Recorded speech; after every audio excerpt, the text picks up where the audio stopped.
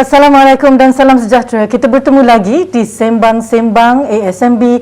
Kali ini sudah masuk musim ketiga.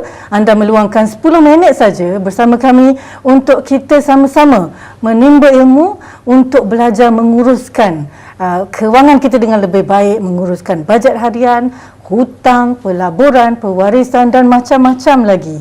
Jadi untuk musim ini, topik pertama yang kita bawakan adalah salah satu isu yang sentiasa bermain di minda semua, pasaran saham dan prestasi ekonomi.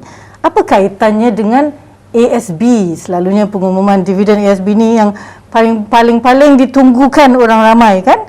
Jadi mari kita sama-sama belajar dengan jemputan hari ini, iaitu Puan Syazma Juliana Abu Bakar, Ketua Penyelidik Ekonomi dari TA Securities Holdings Berhad. Kita ucapkan selamat datang kepada Syazma. Assalamualaikum Syazma, apa khabar? Alhamdulillah. Sehat? Sehat Ya, alhamdulillah ya. Okey. Terima kasih bersama kita hari ini. Dan kita nak tanyalah Syazma kan tentang ASB ni dan kaitannya dengan pasaran saham dan juga ekonomi. Setiap tahun bila dividen diumumkan untuk ASB, PMB akan sentiasa menjelaskan prestasi ini berkaitan dengan pasaran saham dan juga ekonomi. Kalau dividen tu tinggi, tak apalah, pelabur pun diam, alhamdulillah kan. Bila dividen tu rendah, ada pula yang bertanya, kenapa nak kena kaitkan dengan pasaran saham, nak kaitkan dengan ekonomi, bagi je lah dividen tinggi. Jadi kita nak tanya Syazma ni, apa sebenarnya kaitan kedua-dua tu Syazma? Okey, kalau kita bercakap pasal pelaburan ASB ni, saya percaya dia akan melibatkan pelbagai jenis asset allocation. Kita ada melibatkan pelaburan yang berisiko tinggi, berisiko sederhana dan juga berisiko rendah. Dan kalau nak kita cakap pasal pelaburan ni, saya rasa kalau yang termaktub dalam laporan tahunan PMB, saya rasa dalam 70% daripada investment ASB adalah dalam berbentuk pasaran domestik. Dalam pasaran domestik. Jadi apa saja yang berlaku dalam domestik akan mempengaruhi pulangan pelaburan. Macam kita semua tahu, kita mengalami krisis ekonomi dan kita juga mengalami krisis kesihatan disebabkan pandemik COVID-19 ni. Jadi kalau ekonomi menguncup dan kita mengalami krisis, kita ada dua jenis krisis yang berbeza. Adalah pada saya sangat mustahil untuk ASB mengumumkan dividen yang tinggi. Kalau pakar-pakar pelaburan pun dia akan puzzle, dia akan pelik, hairan macam mana PMB boleh mengumumkan dividen yang tinggi dalam keadaan situasi ekonomi yang tidak menentu. Jadi kalau nak dibandingkan dengan pulangan dulu, you kena bandingkan pula dulu punya ekonomi semasa pada tahun tu macam mana. Kalau nak dibandingkan dengan sekarang. Jadi jelas memang dia berkait Syazma. Saya. Okey, kalau kita katakan dia berkait, ada juga yang pelabur yang sophisticated lah, yang berilmu kan, dan dia melabur dalam pasaran saham. Jadi dia cakap, kenapa saya melabur dalam pasaran saham? Saya untung je. Yang ASB ni tak boleh lah nak bagi-bagi dividen tinggi ni. Macam mana tu Syazma? Okey, kalau nak dibandingkan dengan individu yang buat pelaburan adalah dalam stok-stok tertentu. Macam kita tengok sekarang adalah stok yang memberi pulangan yang tinggi adalah stok yang berkait rapat dengan kesihatan. Sebagai contoh Top Glove. Tapi kalau tengok pada ASB, PMB tidak melabur pada ataupun tidak tertumpu pada satu jenis stok saja. Kita ada banyak, kita ada diversification of investment, tak ada. So you tak boleh nak bandingkan dengan pelaburan individu dan juga pelaburan ASB, sebab individu adalah tertumpu pada stok-stok tertentu, manakala untuk ASB dia ada banyak. Jadi dari situ pulangan pelaburan adalah agak berbeza. Tak boleh dibandingkan lah, tak sama sebenarnya tak kan? Boleh. Jadi selain tu kan Syazma, ada juga di media sosial yang beri cadangan, mengesyorkan PMB ni kena ubah strategi pelaburan lah mungkin untuk dapat pulang ke tahun-tahun dulu yang dapat bagi pulangan yang tinggi. Jadi sebagai dana yang besar kan Syazma kan, dah lebih 10 juta pelabur dah sekarang. Jadi aset diuruskan pun banyak. Bolehkah satu dana yang sebesar ni mengubah strategi pelaburan sewenang-wenangnya?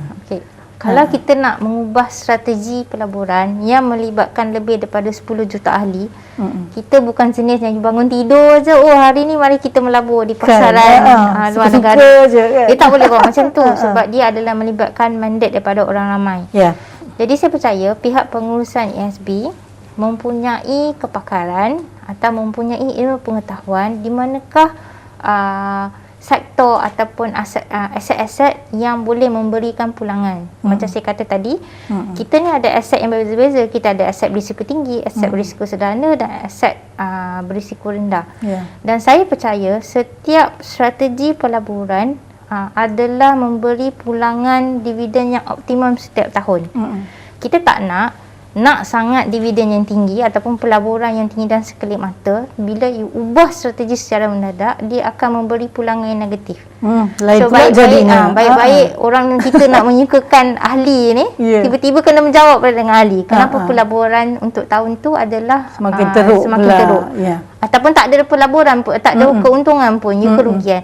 So kita tak nak macam tu. Baiklah. Itulah sebagai ketua penyelidik ekonomi, Syazma memang pakarlah dalam bidang pelaburan kan. Saya nak tanya Syazma, pada pandangan Syazma, berbaloi tak sebenarnya melabur dalam ASB ni, dan macam mana ada juga yang katakan rugi melabur dalam ASB? Betul tak dakwaan seperti ni? Okey, kalau kita cakap pasal definisi rugi, mungkin orang menyamakan atau membandingkan dulu dividen ASB lebih daripada 10%. Zaman-zaman dululah kan. Zaman kegemilangan tu. Kegemilangan dalam 12%. Berbanding sekarang, kurang daripada 10%. So pada mereka, ia adalah rugi. Tapi sebenarnya tidak, sebab ASB masih lagi mengumumkan dividen yang positif. Tak pernah pula saya dengar dividen apa negatif kan, tak ada. Tak pernah. Masih lagi memberi pulangan keuntungan kepada ahli caruman. Kalau nak kata dari segi perbandingan, kita patut bandingkan ASB ni dengan fixed deposit ataupun simpanan 12 bulan di bank. Yang mana saya rasa kadar pulangan fixed deposit sekarang adalah kurang daripada 2%.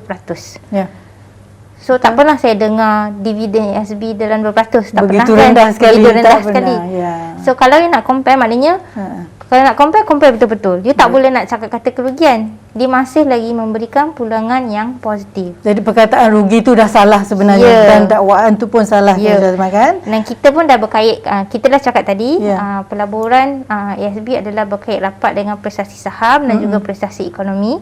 Dan saya mengharapkan pertumbuhan ekonomi ataupun pasaran saham yang lebih baik pada tahun hadapan. Jadi bermakna insya-Allah dividen ASB untuk tahun hadapan akan datang akan lebih tinggi daripada tahun-tahun sebelumnya. Baiklah, sebelum kita akhiri episod hari ini Syazma, mungkin tinggalkan sedikit pesanan untuk para penonton Sembang-Sembang ASMB. Saya ingin menasihatkan semua orang mengambil tahu tentang pelaburan masing-masing. Tidak bermakna pulangan yang lebih tinggi adalah terjamin. Kita perlu tahu risiko yang terbabit, sama ada risiko pelaburan adalah tinggi, rendah dan sederhana. Dan kita perlu mempunyai sedikit ilmu pengetahuan lah. Ambil tahu apa yang ASB buat, di mana ASB melabur. Semua tu dah termaktub dalam laporan tahunan masing-masing. Baik, terima kasih Syazma. Sama-sama. Dan terima kasih kepada anda semua dah dengar dari pakar pelaburan kita hari ini. Macam mana kaitannya pulangan ASB tu dengan pasaran saham dan juga ekonomi kan. Jadi kita tak adalah nak membuat dakwaan yang salah macam mana rugi dan sebagainya Syazma kan. Baik, teruskan bersama kami musim ini, musim ketiga di Sembang-Sembang ASMB untuk kita kupas macam-macam lagi topik, macam mana nak meningkatkan keadaan kewangan kita, mengukuhkan keadaan kewangan kita, insya-Allah. Bukan sembang sebarang sembang, ini Sembang-Sembang ASMB untuk kita hidup senang, insya-Allah. Jangan jumpa lagi. Terima kasih dan Assalamualaikum.